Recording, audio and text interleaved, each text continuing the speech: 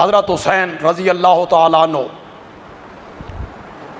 ने पहले अपने भाई चचाजाद भाई हज़रत मुस्लिम को भेजा कूफे, या तहकीक कर ए खत आंदे पे ने वाकई गल ही है, ये सच्चे ने। हज़रत मुस्लिम पहुंच गए। पहले दिन 18,000 बंदों ने उसके हाथ पे बैत की। वो मस्जिद में नमाज पढ़ाने के लिए आए तो 30,000 नमाजी इकट्ठे हो गए। हजरत मुस्लिम ने अपनी पजीराई देखी। उन्होंने हजरत हुसैन को खत लिखा कि आ जाओ, जो कूफी कह रहे थे वो ठीक है। इब्ने ज़ियाद गवर्नर बन के आया।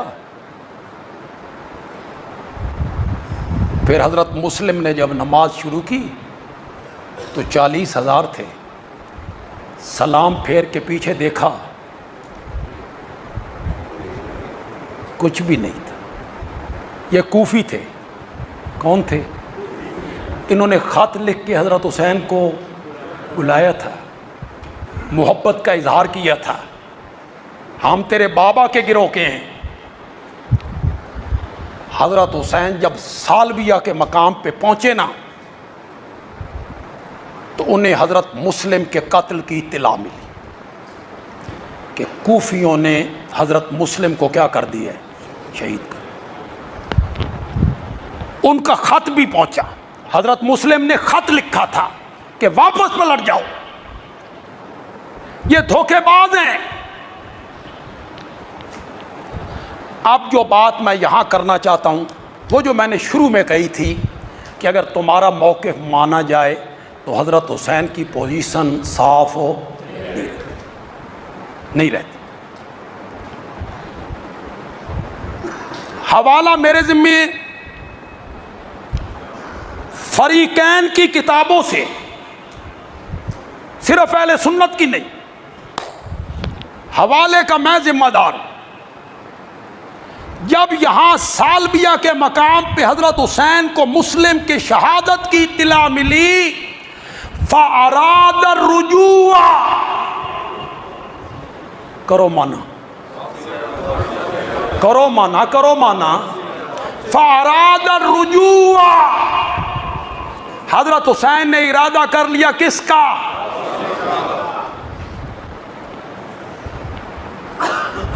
यहां बात नहीं करना चाहता हूं, आगे जाके करूंगा।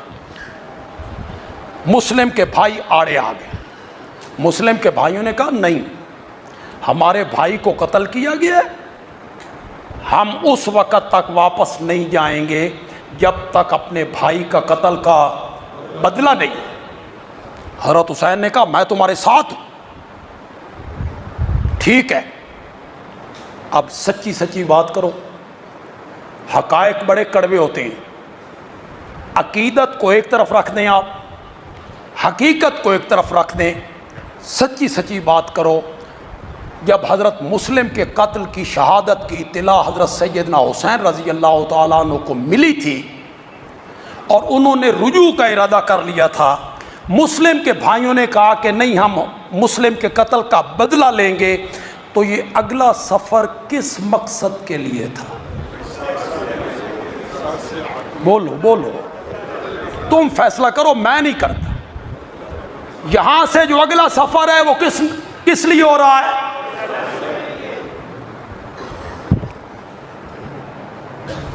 अल-करा मकाम पे पहुंचे। देखें, पहले जमाने में मंजिलें होती थी, काफले मंजिल से इधर उधर नहीं ठहरते थे, मंजिल पे ठहरते थे। मंजिलें होती थी, मसलन 25 किलोमीटर पे मंजिल हो, मंजिल मुकर्रर थी उतनी जितना बंदा दिन में क्या कर ले, सफ़र। उस मंजिल पे घोड़े बांधने, ऊँटने बांधने, ऊँट बांधने, रहने सहने, कोई खाना पीना, उसका सामान होता था, वहाँ काफले ठहरते थे। हर रोज़ एक मंजिल। सरगोदा से भुलवाल 45 किलोमीटर। सरगोदा से खुशाब 45 किलोमीटर, खुशाब से कैदाबाद 45 किलोमीटर, खुशाब से मियाँ वाली 45 किलोमीटर। ये मंजिलें होती थी। जब अल-करा पे पहुंचे ना तो इब्ने साद का दस्ता आया। इब्ने ज़ियाद ने भेजा था कि हजरत हुसैन, सैयदना हुसैन को समझाओ। इब्ने साद का दस्ता वहां पहुंचा और हजरत हुसैन से मुलाकात की। देखो, उलमा बयान नहीं करते और आप गलतफहमी का शिकार रहते हैं। इब्ने साद के खिलाफ कितनी नफरत है लोगों के दिलों में। ये कौन है? इसका नाम उमर है, उमर इब्ने साद। ये कौन है? साद इब्ने अबी वक्कास का बेटा। साद इब्ने अबी वक्कास कौन है? फातेह ईरान। हुण ते तुहानू समझ आ रही होएगी वे फातेह ईरान दे पुत्र नाल दुश्मनी की है। अब तो समझ आ रही होगी कि इसके बाबा ने क्या फतह किया था, ईरान। और साद इब्ने अबी वक्कास रिश्ते में मेरे नबी के मामू लगते थे और मेरे आका कहा करते थे, साद मेरा मामू है, किसी दा इहो जिहा मामू होवे ते सामने आवे।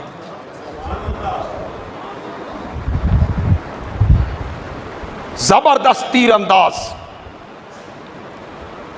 एक जंग में वो तीर चला रहे हैं, नबी पाक उन्हें तीर पकड़वा रहे हैं, पकड़ाते हैं वो चलाते हैं, ये पकड़ाते हैं वो और नबी पाक कहते हैं, फिदा का अबी व उम्मी इरमे या साद, इरमे या साद, फिदा का अबी व उम्मी, 7 तीर चलाओ, तुझ पर मोहम्मद का बाप भी कुर्बान, मोहम्मद की माँ भी कुर्बान, सारी कायनात मेरे नबी पे कुर्बान। सारे कायनात के बाप और माएँ मेरे नबी पे कुर्बान। और मेरा नबी क्या कहता है? मेरी माँ और मेरा बाप साद पे कुर्बान। उस साद का बेटा है उमर।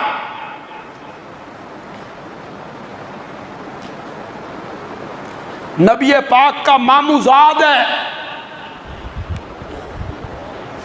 नबी पाक का मामूजाद भाई है। हजरत हुसैन का क्या लगा? नाना। नाने का जो मामूजाद भाई है तो वो भी क्या लगा? नाना। इब्ने साद ने कहा, कहां?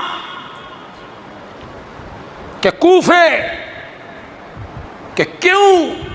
कि कूफियों ने बुलाया है। ये खत हैं उनके। शहर के जो चौधरी होते हैं ना, वडेरे सियासी, वो किसी से छुपे हुए होते हैं। इन चौधरियों की मोहरें थी, दस्तखत थे, फुला चौधरी, फुला चौधरी, फुला सरदार, फुला सरदार। हजरत हुसैन ने वो खत पेश किए, ये खत हैं फुला सरदार के, फुला सरदार के।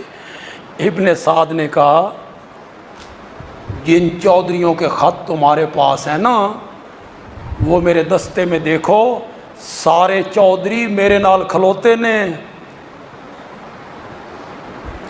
हजरत हुसैन ने देखा वो सारे चौधरी उधर हैं। हजरत हुसैन ने एक एक का नाम पुकारा, ओ फुला, ओ फुला, ओ फुला, ओ फुला, ये तुम्हारे खत नहीं है, तुमने मुझे नहीं बुलाया। उन्ना क्या सन 5 तन दी सौ।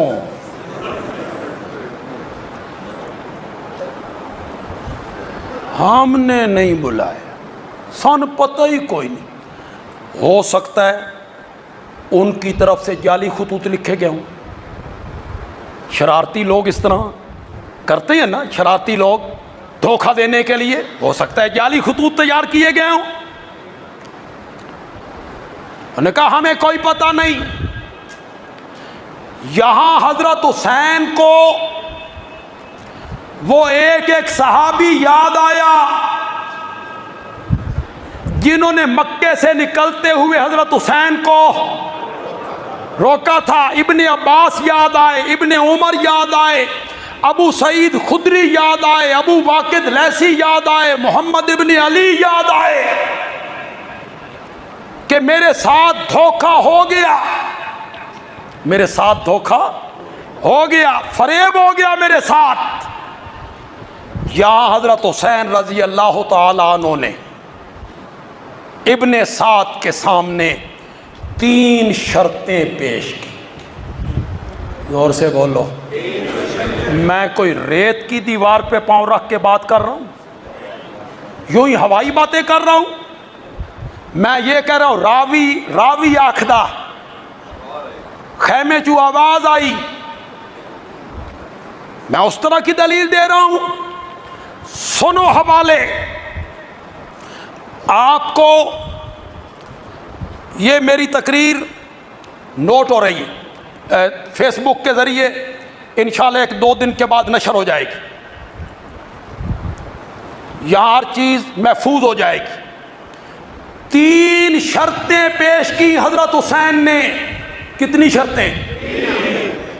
किस किस किताब में लिखा हुआ है?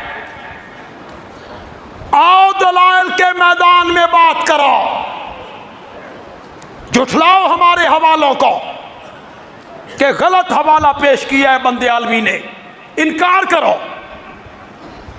अल इरशाद शेख मुफीद की शीन है, सफ़ा 210। अल इरशाद शेख मुफीद की सफ़ा 210। तलखीस शाफी अबू जाफर तूसी शीन है, सफ़ा 188 जिल्द 4। एलामुल वरा तिब्रसी की सफ़ा 233। नासिखुत तवारीख मिर्ज़ा मोहम्मद तकी की सफ़ा 237 जिल्द 6। बिहारुल अनवार मुल्ला बाकिर मजलसी की सफ़ा 446 जिल्द 10वीं। मकातिलुत तालिबीन अबुल फरज असफहानी की सफ़ा 75। मुंतहल आमाल अब्बास कुम्मी की सफ़ा 334 जिल्द 1। ये सारे शीन। अब जरा दूसरी किताबों के हवाले पढ़िए। इब्ने जरीर तबरी सफ़ा 236 जिल्द 6। अल बिदाया वन निहाया अल्लामा इब्ने कसीर सफ़ा 170 जिल्द 8वीं। अल कामिल इब्ने असीर सफ़ा 24 जिल्द 4। इब्ने खुल्दून सफ़ा 104 जिल्द 2। 12 किताबों के बंदे आलवी ने हवाले पेश किए हैं।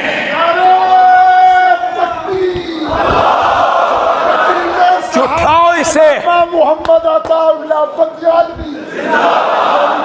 को सलाम है। वो फिर दादा रुपया ले आए।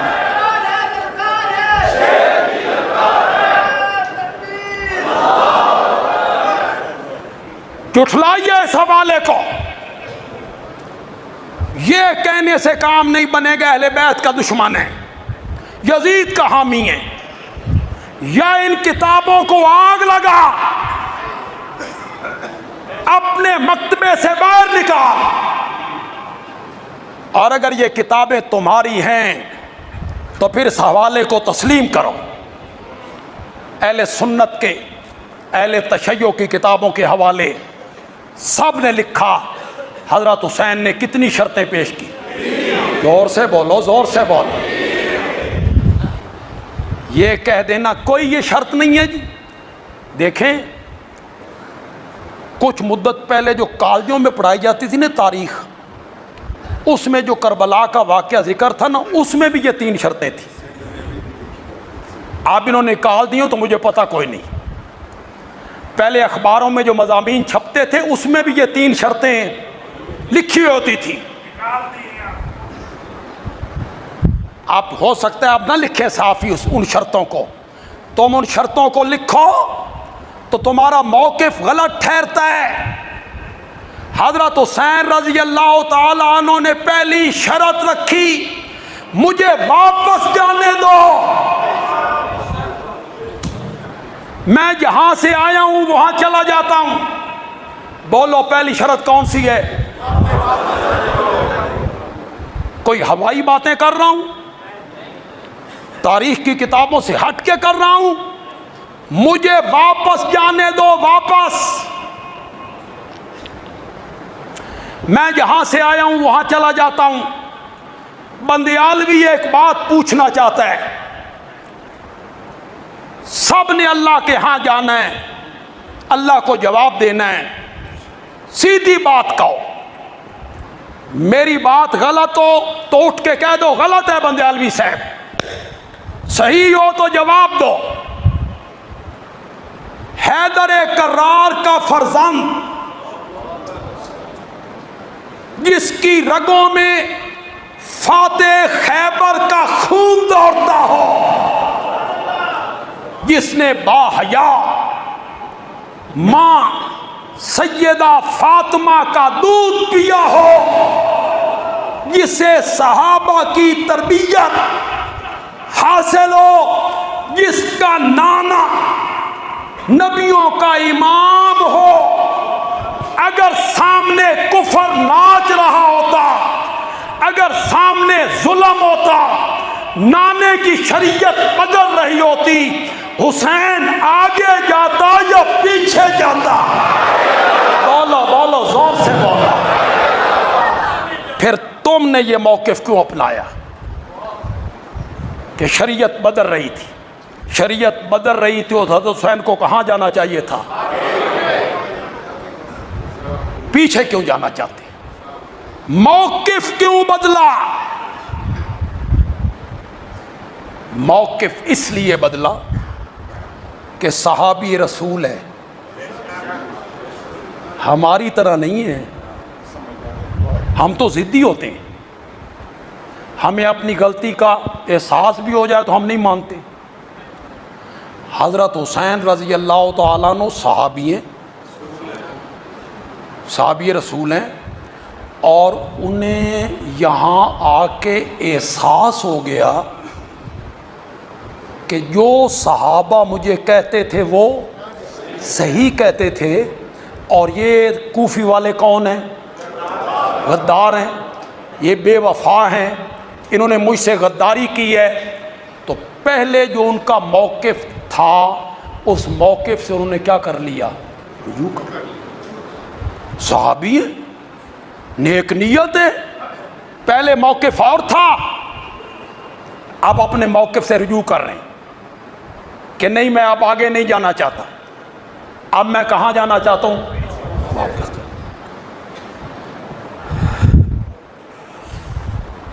मौक़िफ़ कौन बदलता है? अगर हक का मौक़िफ़ हो, कुफर के खिलाफ हो, मौक़िफ़ कौन बदले? हज़रत बिलाल ने मौक़िफ़ बदला, तपते हुए कोलों पे लेट के बदला, पत्थरों पे उनको घसीटा गया, मौक़िफ़ बदला। सुमैया के जिस्म के 2 टुकड़े हो गए, बदला। हज़रत आसिया, फ़िरौन ने हाथों में मेखें ठोक दी, हज़रत आसिया ने मौक़िफ़ बदला। अबू फ़कीया की पसलियाँ तोड़ दी गईं, मौक़िफ़ बदला। इमाम अहमद इब्न हंबल पे कोड़ों की बारिश बरसाई गई, मौक़िफ़ बदला। इमाम अबू हनीफा का जनाजा जेल से निकला, मौक़िफ़ बदला। कौन मौक़िफ़ बदलता है? हक से बंदा पीछे हटाता है? हक से कोई बंदा पीछे नहीं हटता। जो सही मोमिन हो वो हक वाले मौक़िफ़ से पीछे नहीं हटता। मुझे वापस जाने दो। ये नहीं मानते हो तो मेरी दूसरी शर्त ये है, मुझे इस्लाम की सरहदों पे पहुंचा। किसकी सरहदें?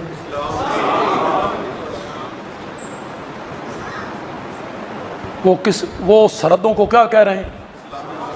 इस्लामी सरहदें। मैं जिहाद करूं, मुझे वहां जाने दो, और अगर ये भी नहीं मानते हो मुझे यजीद के पास ले चलो, मैं उससे खुद बात कर लूंगा, जो मौके भी वो अपनाए मैं और वो तय कर ले।